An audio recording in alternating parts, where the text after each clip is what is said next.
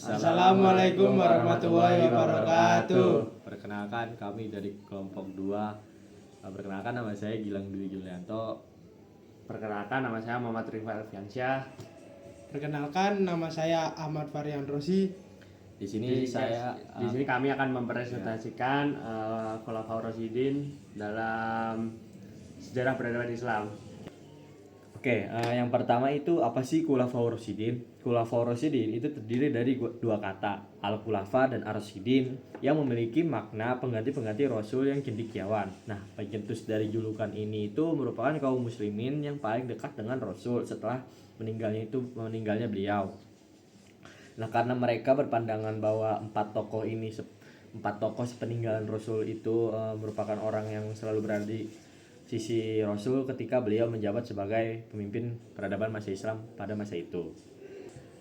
Nah, lalu siapa saja sih Khulafaur Rasyidin itu? Yang pertama ada Abu Bakar As-Siddiq, Umar bin Khattab, Utsman bin Affan, dan Ali bin Abi Thalib. Nah, selanjutnya saya akan menjelaskan tentang Abu Bakar As-Siddiq. Abu Bakar As-Siddiq itu merupakan pemimpin Islam pertama setelah wafatnya baginda Rasulullah SAW. Abu Bakar itu dipilih menjadi pemimpin karena beliau itu merupakan sahabat yang paling dekat dengan Rasulullah. Selain itu, Abu Bakar juga merupakan orang yang sangat dipercaya oleh masyarakat sesuai julukannya, yaitu As-Siddiq. Abu Bakar itu memimpin pada periode 632 sampai 634 Masehi. Nah, apa saja sih peran dan kontribusi Abu Bakar As-Siddiq? Yang pertama itu memerintahkan pembebasan budak yang memeluk Islam untuk memperkuat kesatuan umat. Yang kedua, menegakkan pemerataan pajak yang adil dan matematik.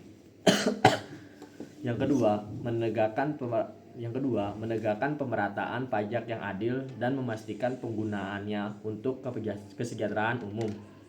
Yang ketiga, itu melaksanakan program sosial untuk membantu kaum miskin dan pengungsi. Yang keempat, meningkatkan kualitas pendidikan Islam agar berjalan dengan baik dan lancar.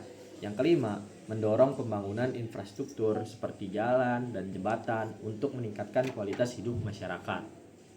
Kita akan melanjutkan presentasi dari kelompok 2, Umar bin Khattab. Umar bin Khattab merupakan keturunan dari kelas menengah, yakni keturunan Khattab dan Khotimah.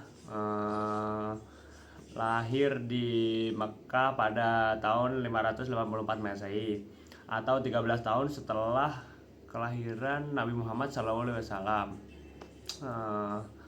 Umar dikenal sebagai orang yang lembut namun tegas, berani, kuat, dan tinggi, serta merupakan perjuangan yang gagah dan berani.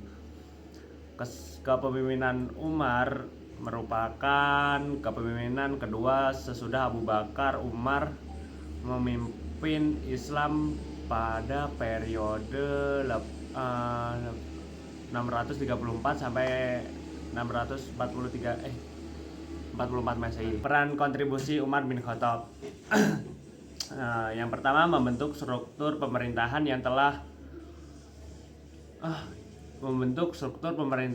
Islam yang lebih teratur. Yang kedua, menerapkan kalender Hijriah. Yang ketiga, membuka wilayah luas Mesir. Yang keempat, membuka wilayah luas Mesir, Syam, Persia, Irak. Yang kelima, membuat lembaga Dewan Administrasi Negara. Yang keenam, memperhatikan kesejahteraan rakyat dengan membangun jalan, pasar, dan Baitul Mal. Yang ketujuh, kepemimpinan pendidikan Islam. Utsman bin Affan sekarang. Utsman bin Affan dilahirkan di Taif, namun ada yang berpendapat di Mekah pada 567 Masehi atau 6 tahun setelah tahun gajah. Dengan kata lain, Umar lebih muda 6 tahun dibanding Rasulullah SAW. Utsman dihargai oleh Rasulullah SAW karena kesederhanaan, kesalehan dan kedermawaan yang ditunjukkannya.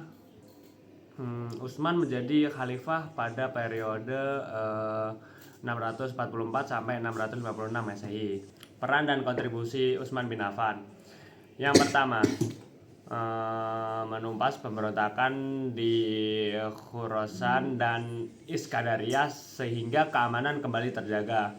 Yang kedua, membuka Al-Quran dalam bahasa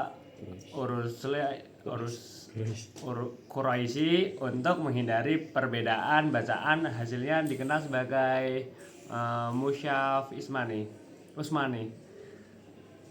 Yang ketiga, membentuk angkatan laut pertama yang dipimpin Abdullah bin Abi Sarah sehingga berhasil mengalahkan Romawi.